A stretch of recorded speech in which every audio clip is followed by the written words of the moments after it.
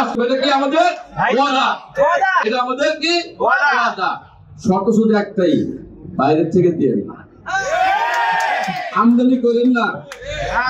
আমদানি আমাদের দরকার নেই, কারণ আমরা যে নেতা আছি আশেপাশে দু একটা আসলে আমরা রপ্তানি করলো আমরা চালাইতে পারবো ইনশাআল্লাহ।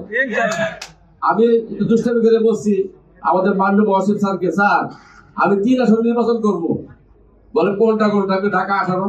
বলছে এটা যেহেতু আপনার একটা স্থানীয় নেতা, আমি চাইতেই পারেন। আর কোনটা? আমি শরীয়তপুর দিবেন আমারে, শরীয়তপুর চাইতে পারি নাকি? আর হলে বগুড়া দিবেন। বগুড়া কেন? আমি বগুড়া আমাদের মাননীয় ভারপ্রাপ্ত চেয়ারম্যানের এলাকা, উনি শুধু বলবো সেরকমকে দিয়ে দিলাম আর পাস। মিথ্যা, সকলে মিথ্যা। আপনি না পারেন আমারটা আপনাকে দিয়ে যদিও দেওয়া সম্ভব না, ঠিক না? তো আমাদের ইম্পোর্ট করেন না। আমরা যারা আছি দীর্ঘ 42 বছর রাজনীতি করি, সেই ছাত্রদল সেই সাথে শুরু করছে রাজনীতি। আমাদের পরে যারা রাজনীতি করে, আমি যদি সার না দিতাম অনেক বড় নেতা থাকতাম। সার দিতে এই পর্যায়ে আছে, শুধু স্যার শুধু স্যার। কিসের জন্য স্যার?